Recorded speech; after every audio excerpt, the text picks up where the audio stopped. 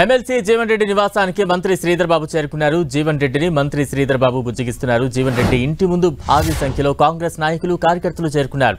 మంత్రి శ్రీధర్ బాబు రాగానే జై జీవన్ రెడ్డి అంటూ నినాదాలు చేశారు. ప్రస్తుతం శ్రీధర్ బాబు మాట్లాడుతున్నారు. లైవ్ ద్వారా చూద్దాం.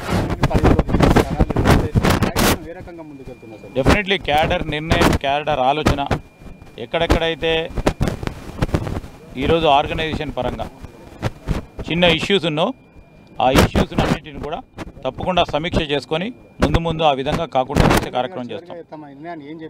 జీవన్ రెడ్డి గారు మేము కలిసాం మర్యాదపూర్వకంగా. కలుసుకొని వారు ఏ విధంగా మేము తెలియజేయటం జరిగింది. వారు పెద్ద దిక్కుగా ఉన్నారు. నిరంతరం రాబోయే కాలంలో కూడా కాంగ్రెస్ పార్టీకి పెద్ద దిక్కుగా అదే విధంగా ఉండాలని మేము కోరాం. ఆయన కాంగ్రెస్ పార్టీ పెద్ద నాయకుడు, మాకు పెద్ద దిక్కు అని చెప్తున్నాము. సాటిస్ఫై అయ్యేది ఆయన 10 మందికి చెప్తారు. Thank you.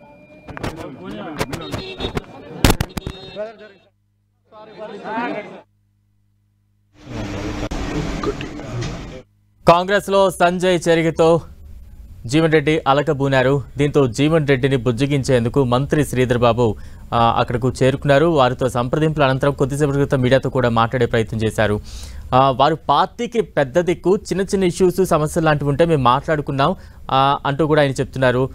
అలాగే ఆయన కొనసాగుతారా, రాజీనామా చేస్తారంటున్నారు అనే ప్రశ్న వస్తే ఆయన పార్టీకి పెద్ద దిక్కు లాంటి వారు, పార్టీకి ఆయన అవసరం ఎప్పుడూ ఎల్లప్పుడూ ఉంటుంది. సో ఖచ్చితంగా అటువంటి అనుమానాలు లేవు అంటూ కూడా మంత్రి శ్రీధర్ బాబు కొంత క్లారిటీ ఇచ్చే ప్రయత్నం చేశారు. అయితే జీవన్ రెడ్డి ఇంటి వద్దకు భారీ ఎత్తున కాంగ్రెస్ నాయకులు, కార్యకర్తలు పెద్ద ఎత్తున చేరుకున్నారు. జై జీవన్ రెడ్డి అంటూ కూడా నినాదాలు చేపట్టిన సందర్భాన్ని మనం చూడొచ్చు. కొద్దిసేపటి క్రితమే జీవన్ రెడ్డి ఇంట్లో మంత్రి శ్రీధర్ బాబు బుజ్జగింపుల పర్వం ముగిసినట్టయితే తెలుస్తోంది.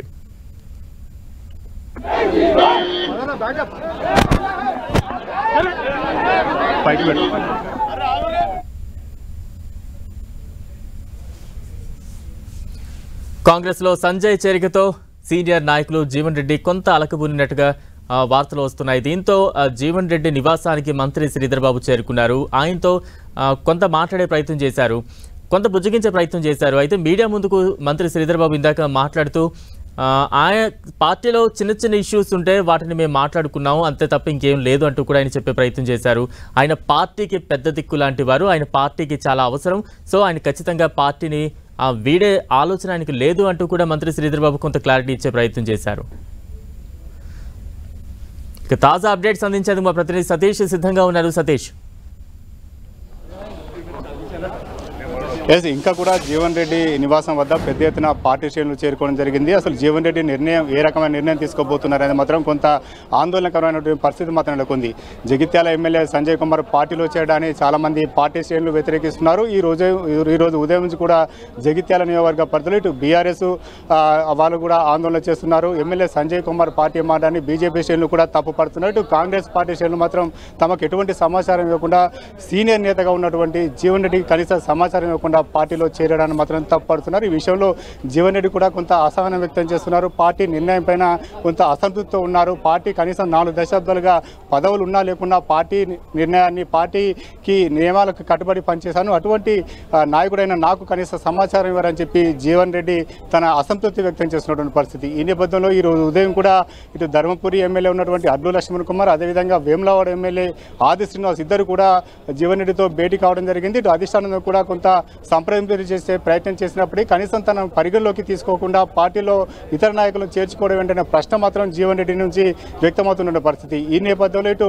మంత్రి శ్రీధర్ బాబు కూడా జీవన్ రెడ్డితో భేటీ కావడం జరిగింది. ఇటు మంత్రి శ్రీధర్ బాబుతో పాటు ముగ్గురు ఎమ్మెల్యేలు కూడా భేటీ కావడం జరిగింది. అయినప్పటికీ కూడా కొంత ఇష్యూ మాత్రం సద్దు మరగనట్టే అనిపిస్తుంది. జీవన్ రెడ్డి ఈ విషయంలో కొంత తన పంతాన్ని నెగ్గించుకునేటువంటి ప్రయత్నం మాత్రం చేస్తున్నారు. సీనియర్ నేతగా ఉన్నటువంటి తనకు తగిన ప్రాధాన్యత ఇవ్వలే, ఇటువంటి ప్రాధాన్యత ఇవ్వని క్రమంలో ఇటు పార్టీలో కొనసాగడం ఏంటి అనే అంశాన్ని కూడా ఇటు మంత్రి ముందు చర్చించినట్టు తెలిసింది. పూర్తిగా మాత్రం భేటీలో పూర్తి క్లారిటీ రాకపోయినప్పటికీ ఇటు పార్టీలో చిన్న చిన్న ఇష్యూనే కొంత గ్యాప్ జరిగిందనే మాత్రం వాస్తవం అని చెప్పి ఇటు మంత్రి శ్రీధర్ బాబు కూడా వెల్లడించడం జరిగింది. ఇటు ఇప్పటికి కూడా మనం జీవన్ రెడ్డితో కొద్దిగా మాట్లాడించేటువంటి ప్రయత్నం చేసినప్పటికీ జీవన్ రెడ్డి నో కామెంట్ అంటే చెప్పి అధిష్టానం పైన కొంత అసహనం వ్యక్తం చేస్తూనే ముందుకు వెళ్తున్న పరిస్థితి. ఇటు జగిత్యాలలో చోటు చేసుకున్నటువంటి ఈ రాజకీయ పరిణామాలు కావచ్చు, ప్రస్తుతం ఉన్నటువంటి పరిస్థితులు కావచ్చు, ఇవన్నీ కూడా రానున్న రోజుల్లో ఎటుదారి తీస్తారని మాత్రం వేచి చూడాల్సి ఉంది. బలరాం, సతీష్, అంటే శ్రీధర్ బాబు మంత్రాలు మనం చూస్తూ ఉన్నాం. దీంతో జీవన్ రెడ్డి కొంత మెత్తపడ్డారా?